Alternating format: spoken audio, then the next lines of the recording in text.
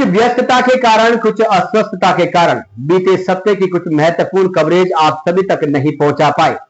सोचा अब वक्त बहुत हो चला है, लेकिन देखा तो शायद उस ऐतिहासिक कार्यक्रम को जो मीडिया कवरेज मिलनी चाहिए थी वो नहीं मिल पाई। हमें लगा कि शायद इस कवरेज के साथ एक बार आप सभी के साथ मौजूद होना चाहिए। नमस्कार, मैं दीवान नौटियाल, आप देख रहे हैं डीसीपी न्यूज उत्तराखंड।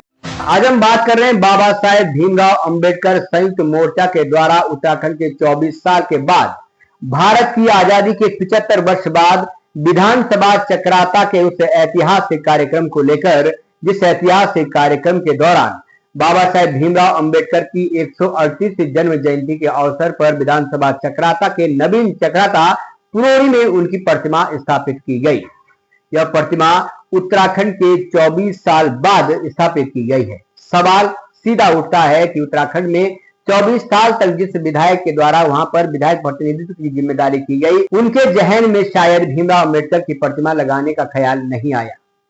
सवाल यह भी उठता है कि जिस संविधान की बदौलत जिले की मुखिया उस जनजातीय क्षेत्र की मात्र शक्ति थी, उस मात्र शक्ति के दिलों में भी ये ख्याल नहीं आया कि मुझे अगर ये ताकत मिली है, ये जिम्मेदारी मिली है, तो शायद उस संविधान की बदौलत जिस संविधान के निर्माता डॉक्टर भीमराव अंबेडकर की एक भी प्रतिमा विधानसभा चक्राता में नहीं है।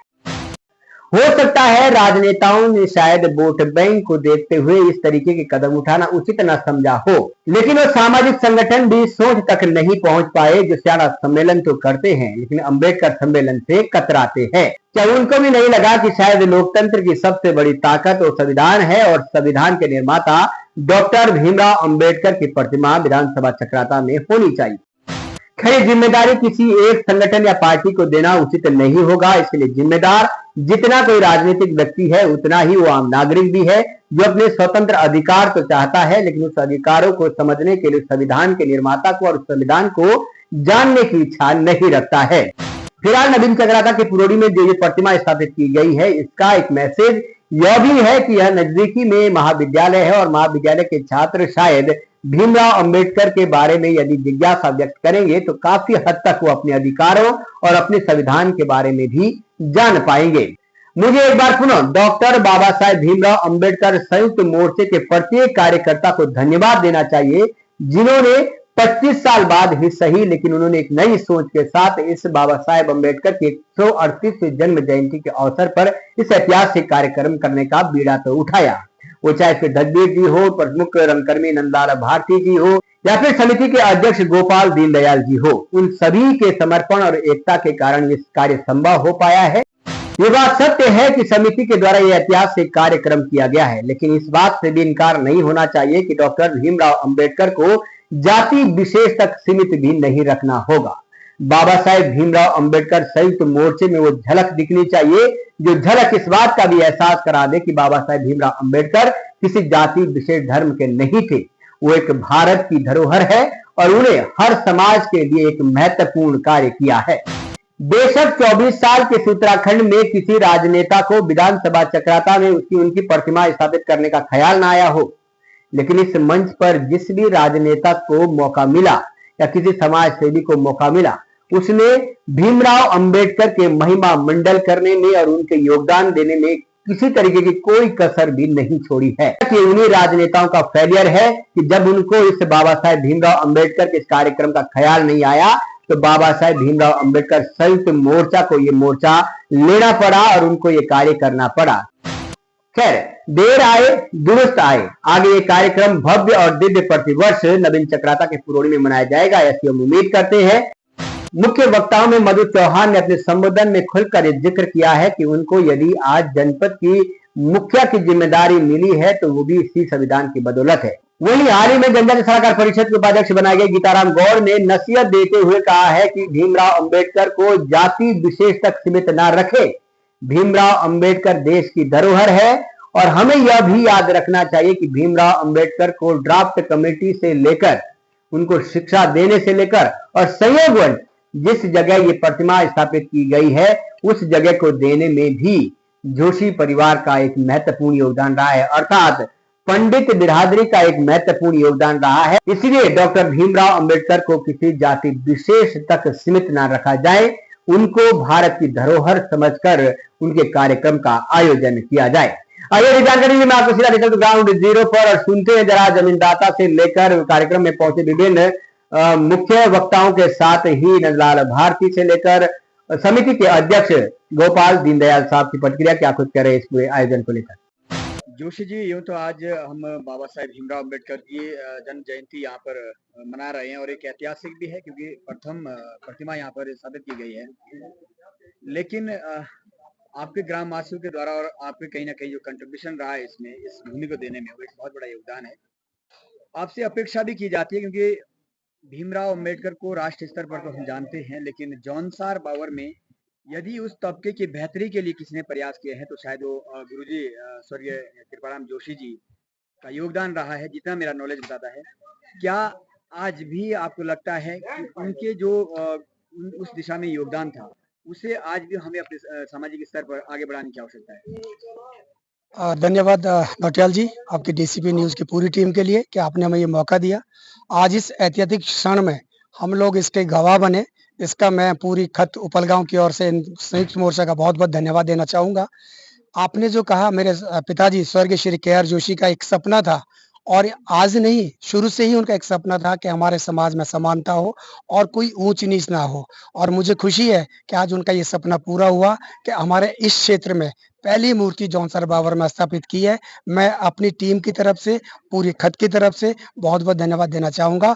और अगर कहीं स्वर्ग में कहीं मेरी बात मेरे पिताजी सुन रहे हो, तो मुझे लगता है कि उनको आज बहुत गर्व हो रहा होगा कि उन्होंने जिस मुहिम को शुरू किया था, नंदलाल भारती की टीम ने इसको पूरा किया। और खत उपलगांव का ये सौभाग्य है कि जो ये मूर्ति स्थापित की गई है, हम उसका एक माध्यम बने। मेरा समस्त लोगों से, यहाँ की जो जनता है, और ये सौभाग्य इसलिए भी मैं कहूँगा कि यहाँ पर, जैसे मैंने पहले अपने उद्घोषण में भी कहा था कि यहाँ पर डिग्री कॉलेज है, इंटर कॉलेज है, तो उन बच्चों को मुझे लगता है कि 4 बच्चे भी इससे कोई सीख ले पाए तो उनका एक बेहतर चरित्र निर्माण हो पाएगा। इसके लिए मैं उनकी तरफ से भी इन सभी समिति के सदस्यों का बहुत-बहुत धन्यवाद देना चाहूँगा। Thank you. अध्यक्ष महोदय, एक भव्य कार्यक्रम आपने आज समापन की ओर गए हैं और भीमराव अम्बेडकर की जन्म जयंती ऐतिहासिक बना दिया आपने, लेकिन भविष्य में इस आयोजन को सामाजिक स्तर पर संतुलित करने का कहीं ना कहीं मुझे जो है एक चुनौती दिख रही है। नौटियाल जी, सबसे पहले तो डीसीपी न्यूज़ का धन्यवाद। और आपने जो कहा है, मैं इस बात से पूर्णतः सहमत हूँ कि हम इसको आगे जो कार्यक्रम होंगे वो विस्तृत कार्यक्रम होंगे, क्योंकि इस समय जो हम कार्यक्रम करे हैं, इस कार्यक्रम में हमको समय बहुत कम मिला है। और इस बहुत कम समय में भी आप देख रहे होंगे, हम जो है सर्व समाज को हमने निमंत्रण दिए हैं, उसमें से कुछ लोग यहाँ पहुंचे भी और कुछ लोग नहीं पहुंच पाए। खैर, कारण जो भी रहे हो, लेकिन हमारा एक विश्व भी होता है, शायद उस कारणों से भी लोग नहीं आ पाए। लेकिन हम ये प्रयास करेंगे कि आने वाले समय में इसको एक बड़े मेले के रूप में देखा जाए, इस कार्यक्रम को। और कार्यक्रम मात्र सीमित ना रहे, बाबा साहेब की विचारधारा जो है वो पूर्ण रूप से यहाँ पर लागू हो, ताकि समाज के अंदर समता, समानता और समरसता है और एकता, बंधुत्व बनी रही है। भारती जी, बाबा साहेब भीमराव अम्बेडकर की हमने प्रतिमा तो स्थापित कर दी है, लेकिन अपने लिए एक चुनौती भी प्रस्तुत कर दी है, क्योंकि जो यहाँ पर तमाम वक्ताओं ने जिक्र किया है, छुआछूत, भेदभाव, जाति प्रथा, ये सिर्फ एक बिरादरी तक सीमित नहीं सर, हर बिरादरी में मैं इससे महसूस करता हूँ। क्या मानते हैं आप, हर एक तबके को ऊपर उठकर आगे बढ़ना होगा? नौटियाल साहब, फिर से एक बार डीसीपी न्यूज़ का आपका बहुत-बहुत आभार भी और धन्यवाद भी। केवल इतना कहना चाहता हूं कि क्योंकि बोल बहुत दिया है लोगों ने, डॉक्टर साहब ने जो संविधान हमको दिया है, जो प्रेरणा हमको दी है, जो मार्गदर्शन हमको दिया है, आज बाबा साहब स्थूल शरीर के रूप में हमारे साथ नहीं है, लेकिन वो जहां भी है, अगर वो हमसे आज ये पूछें कि मैंने आपको एक संविधान दिया था, वो आज कहाँ पर है, तो हमको जवाब देते हुए हमारा जो वाणी है वो लड़खड़ानी नहीं चाहिए। और अगर हमसे हमारे कर्मों के बारे में पूछा जाए, अधिकारों के बारे में पूछा जाए, तो हमारा सर लज्जा से झुकना नहीं चाहिए। मैं केवल इतना ही कह सकता हूं कि बाबा साहब का जो संविधान है, शायद वो मानवीय मूल्यों का एक दस्तावेज है, जिसमें हम जीवन कैसे जिए, स्वतंत्र जीवन कैसे जिए, समता का जीवन कैसे जिए और स्वाभिमान का जीवन कैसे जिए, ये शायद उसमें सब कुछ है। आज का जो ये कार्यक्रम था, इसमें हमारे वो लोग थे जो शायद पर्दे पे आ नहीं पाए, ना मंच पे दिखे, ना मैदान में दिखे, लेकिन वास्तविकता ये है कि जिन्होंने इस कार्यक्रम को अंजाम दिया, वो आज भी, अभी भी इस मंच तक नहीं पहुंच पाए। मैं उन सब बच्चों को जो इसमें 1 महीने से लगे थे, उन्होंने इतनी अपनी समय की भी और धन की भी और अपने शौर्य की भी आहुति दी है, जिस कारण शायद ये एक ऐतिहासिक कार्यक्रम आज यहाँ पर हो पाया। और यहाँ पर बहुत सारी कमियां खामियां रही है बहुत स्तर से, क्योंकि कार्यक्रम विराट था और संसाधन बहुत सूक्ष्म। सभी से मैं क्षमा याचना चाहता हूं, लेकिन फिर भी एक ये ऐतिहासिक दस्तावेज दर्ज हो गया जो शायद मील का पत्थर साबित होगा। बहुत बहुत धन्यवाद। कोषाध्यक्ष जी, समितियां और संगठन जब बिगड़ते हैं तो कोष से ही बिगड़ते हैं। बिल्कुल घोटाला पैसों का ही होता है। ये चुनौती भी है आपके सामने, क्योंकि इस कोष को संभालना भी है और कई जगह अंदरूनी जो चीजें समझने की आवश्यकता है। जब आप फंडिंग के लिए जाते हो, वहां भी शायद आपको महसूस हुई होगी, तो उन चीजों में कहीं ना कहीं कड़वे डिसीजन लेने की आवश्यकता भी होगी। आप किस रूप में देखते हैं एक कोषाध्यक्ष के नाते कैसे आगे निभाएं? सबसे पहले तो मैं डीसीपी न्यूज़ का धन्यवाद करता हूं और नोटेल जी मैं आपका धन्यवाद करता हूं, क्योंकि आप हमारे जब से मीटिंग हो रही है, कार्यक्रम का जो भी हुआ उसमें आपकी बहुत बहुत मुख्य भागीदार रही है। आप ही ने ही न्यूज़ में डाला और उससे बहुत से लोग आज जो आज भीड़ देखी, वो कहीं ना कहीं मुझे लगता है इसमें सारा मीडिया का ही प्रभाव है। और जहां तक बात रही आपकी कोष की, तो मैं थोड़ा सा आपको बताना चाहूंगा कि बहुत दुख की ये बात हुई है कि हमने इस बार जो ये संयुक्त मोर्चा तैयार किया है, तो जहां भी हम कहीं चंदे के लिए गए तो मुझे नहीं लगता है कि बाबा साहेब के, जैसे कि हमारे अध्यक्ष जी ने कहा था कि दूध सब पी रहे हैं, पर ये नहीं पता है कि कौन सी गाय का है।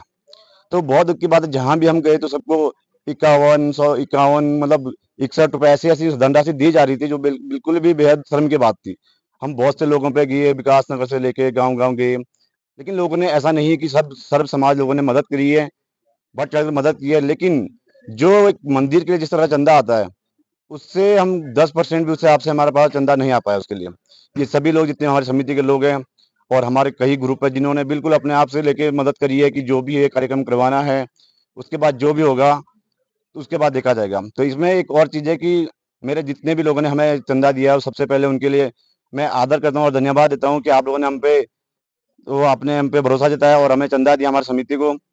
दूसरी बात, अभी एक हफ्ते में 10 दिन में हमारी मीटिंग होनी है, जिसमें जो भी कोष का हिसाब किताब है हमारे संरक्षण मंडल, कार्यकारिणी सबके सामने रखा जाएगा। और ये आप ही के डीसीपी न्यूज के थ्रू ही हम इसको वायरल करेंगे, जो खर्च आया था, किस चीज में कितना खर्च आया और कहाँ से कितना हमारे पास बजट आया था, तो उसका हम बिल्कुल आपके ही मीडिया के द्वारा इसको वो करेंगे। बिल्कुल सही बात है, ये तो संविधान की ही देन है। और ये संविधान में बाबा साहब ने ये हिंदू कोड बिल लेके आए थे, उसमें जो महिलाओं को संपत्ति का अधिकार की बात की गई थी वो उसी में कही गई थी। लेकिन उस समय ये हिंदू कोड बिल को नहीं लाने दिया गया था। लेकिन उसके बाद वो एक छोटे छोटे टुकड़ों में जो आज हमारे संविधान के अंदर संशोधन हुए हैं 1956 में, जो एक महिलाओं के जो संपत्ति के अधिकार की जो बात आई थी, वो इसी कोड इसी से बाबा साहब की देन है जो हमको प्राप्त हुई। देखिए, father of the Indian constitution doctor Bhimrao Ambedkar ji का 134वीं जयंती आज है। और मैंने अपने उद्बोधन में भी कहा कि आज हम एक इतिहास का हिस्सा बने। आज देश में अगर हर वर्ग को हर क्षेत्र में समान प्रतिनिधित्व मिल रहा है, तो उसके लिए हम लोग कहीं ना कहीं बाबा साहब को इसका श्रेय देते हैं। और मुझे खुशी है कि मैं इस शुभ अवसर पर यहाँ पर आई हूँ और जितने भी हमारे यहाँ पे दलित वर्ग के हमारे भाई बहन लोग आए हुए हैं, सबके चेहरे पे आज मैंने खुशी देखी है। और मैंने अपने व्यवहार में, अपने कामों में प्रयास करा है कि मैं समाज के हर वर्ग को साथ लेके चल सकूं। कहीं ना कहीं विलम्ब नहीं हो गया है? अभी 24 साल उत्तराखंड हो गए हैं, राष्ट्रपति भी महिला है और जिले की मुखिया भी महिला है, लेकिन जो जिनकी बदौलत है उनकी प्रतिमा लगाने में कहीं नहीं 24 साल लगे। देखिए, देर आए दुरुस्त आए, लग गई ना। अब जो समय चला गया उसको तो हम नहीं बदल सकते हैं, लेकिन शुभ काम में देर से हुआ, लेकिन शुभ काम हुआ है। इस मूर्ति को आप पॉजिटिव किस वे में देखते हैं आगे? देखिए, जैसे मैंने कहा कि संविधान में समानता का अधिकार है और अंबेडकर जी के बहुत बड़ा नाम था। जिन परिस्थितियों से उनको जिन संघर्षों से लेकर वो निकले हैं, उन्होंने उस दर्द को महसूस किया था। तो वो चाहते थे कि ये दर्द कोई और व्यक्ति ना महसूस करे। शायद इसीलिए उन्होंने जब भी संविधान बनाया है तो उसमें देश के हर वर्ग को, हर धर्म को, हर जाति को उन्होंने समान अधिकार दिए हैं। और आज देश को उसका फायदा कहीं ना कहीं मिल रहा है। समाज का हर वर्ग तरक्की कर रहा है। रही बात विकास की, तो आप सब जानते हैं कि 14 से देश के अंदर ऐसा कोई समाज, ऐसा कोई सब्जेक्ट, ऐसा कोई विषय, ऐसा कोई वर्ग नहीं रहा जहां पर सर्वस्पर्शी विकास की योजनाएं आदरणीय मोदी जी नहीं पहुंचाई है। ऐसा कोई व्यक्ति नहीं रहा जिसके कल्याण के लिए भारतीय जनता पार्टी की, राज्य की सरकार और केंद्रीय सरकार यानी डबल इंजन की सरकार ने ऐसा कोई काम नहीं छोड़ा है। चाहे चिकित्सा, शिक्षा, आप आयुष्मान कार्ड ले लीजिए। पहले गरीब आदमी बीमार होता था तो उसे कर्ज लेना पड़ता था, लेकिन मोदी जी का दर्शन देखिए, मोदी जी का विजन देखिए, आज 10 लाख तक के विकास कार्य। सर, तमाम सारी उपलब्धियां हैं, बहुत समय भी लग जाएगा, लेकिन मंच से आपने एक मैसेज देने की कोशिश की है। कहीं ना कहीं बाबा साहेब को एक सीमित दायरे में रखने का जो प्रयास किया जा रहा है, उसको एक नसीहत के रूप में मैं देख रहा था जब आप मंच पर थे। आज उससे ऊपर उठना पड़ेगा, वो देश के हैं, और यहाँ पर जो एक मैसेज आ रहा है वो शायद हमें बड़े स्तर पर देना होगा। देखिए दीवान भाई, डीसीबी न्यूज का मैं आभार प्रकट भी करना चाहूंगा, क्योंकि आप सबसे तीखे सवाल भी करते हैं और जौनसार बावर के विकास के लिए भी आप सवाल करते हैं और साथ साथ आप समाज के उत्थान के लिए भी सवाल करते हैं। मैंने जब पूर्व में जितने वक्ता जो कह रहे थे उनके भाषणों को सुन करके जो मुझे लगा, जो बातें मुझे कहनी चाहिए, क्योंकि वो एक हमारी साझी पूंजी है। डॉक्टर अंबेडकर जी, बाबा साहेब अंबेडकर जी हमारी साझी पूंजी है और वो उसमें किसी एक का अधिकार नहीं है, वो हमारे संविधान के प्राण है। तो एक जो ये अहंकार भर रहे थे, जो सरकार के खिलाफ बारंबार कहते हैं, मैंने उनसे कहा कि आप सरकार की जन कल्याणकारी योजनाओं की तारीफ भी तो करिए, आप समाज को बांटिए मत, क्योंकि वो सबके हैं, वो जितने दलित भाई के उतने वो ब्राह्मणों के भी, उतने ठाकुर के भी हैं। तो मैंने एक सरकार के प्रतिनिधि के रूप में मैंने कहा कि सरकार भी सबकी है, मैं अगर दायित्वधारी हूं तो मैं भी सबका हूं, मैं किसी एक समाज का नहीं हूं। इन्हीं शब्दों के साथ मैंने वहां पर सबसे आग्रह भी किया, विनम्र निवेदन भी किया और अपने जो आगे की जो मेरी प्लानिंग है कि अब मुझे एक काश्तकार के बेटे को आदरणीय पुष्कर सिंह धामी जी ने अपनी सरकार में दायित्वधारी के रूप में एक अंग बनाया है और ये कार्यकाल 20 तारीख से मैं विधिवत रूप से ले रहा हूं और आपके चैनल के माध्यम से सभी वरिष्ठों को मैं आमंत्रण भी दे रहा हूं कि आए और उस दिन विधि विधान से मैं बैठा हूं, पूजा अर्चना के बाद बैठ रहा हूं और अपना आशीर्वाद दे, ताकि आप सबके कल्याण की बात मैं कर सकूं, सर्वजन हिताय और सर्वजन सुखाय की बात मैं कर सकूं और आप सब मेरा मार्गदर्शन कर सकें।